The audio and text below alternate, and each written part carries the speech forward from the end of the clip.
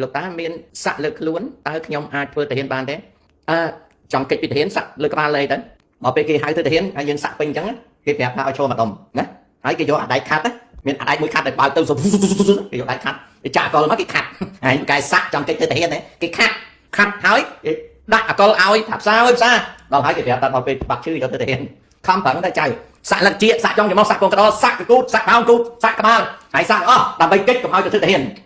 ប្រយ័ត្នតែដល់គេខ្វះទៅហ៊ានគេយកអាដៃខាត់គេយកដៃខាត់មានអីចាក់អកលខាត់ងាប់អញហើយចាក់សួរអញ្ចឹងទៅកើតដែរអញ្ចឹងអាក្មេងៗមិននាំគ្នាសាក់អស់ហើយម្លេះទៅធ្វើទៅហ៊ានដែរចៅ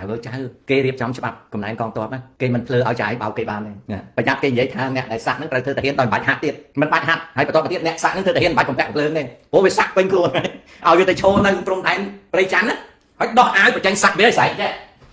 ចូលគេដៃយើចូលហើយមានប្តីមីមួយនោះប្តីមីមួយឈ្មោះស្អីមីមួយឈ្មោះស្អីមីនោះឈ្មោះស្អីមានសក់ទៀតអូយកទៅគេឲ្យស្លៀកសពាក់សហើយគេអត់មានឲ្យទេចូលមានអីមកលើសុបណាលើសុបចាប់សក់គ្រប់នៅសល់ប្រហែលអ្នកមានប៉ុនអស់ប្រហែលគេចែកចានចិនមួយមួយឡាចែកចានចិនឲ្យចានចិនវាសិតតែមេបារមីអីស្អីភ្នំត្បែងអីចង់ចែងមានជ័យអីអញសាក់អីសពគ្រប់ប្រជុំទៅមុខហើយពូជខ្មែរអង្គចំសាក់តាំងលឹកទៀតមានអាមួយមុខដូចចិនអាគ្រូស្អីឈ្មោះស្អីអីហ្នឹងដែលកាន់ពោះវែងអាហ្នឹងក៏សាក់ដែរប្រាប់ថាទោះបីអាយុហួសក៏ដោយអ្នកមានប៉ុនប្រជុំទៅវាយទាំងអស់អត់កាន់បាច់អីឲ្យយ៉ាអូអេទុំឆាំងយ៉ាអូអេទុំឆាំងអញគឺជាអីស្អីភ្នំត្បែងដែលឈ្មោះថាសក់សឥឡូវបាននាងល្អឈ្មោះមាសសក់សទៀតទុំឆាំងអញមិននៅលក់លេឬរបស់ណាអនឡាញទៀតទេពីព្រោះអញចឹងទៅច្បាំងដើម្បីប្រទេសទៀតទុំឆាំងហើយបើមានសក់សទៀតថាខ្ញុំចង់ទៅតាមព្រះស្វាមីពីព្រោះបែបតៃអីស្អីល្អណាមានកម្ពុជាកើតមកតាំងបវរឥឡូវនាងខ្ញុំមានសក់សភាស្ត្រីល្អទៅតាមអីស្អីសក់សច្បាំងសៀមឲ្យទៅដែរទៅតអស់សល់ប្រមាណដែលអត់ជីចានត្រឡប់មកវិញពាក់មេដៃឲ្យមួយបើខ្វះមេដៃប្រាប់ខ្ញុំកំងតាម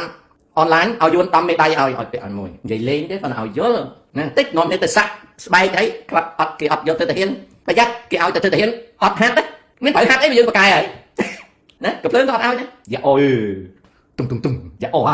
ទុំឃើញអាហ្នឹងអញ្ចឹងកុំឆ្លាតពេកណា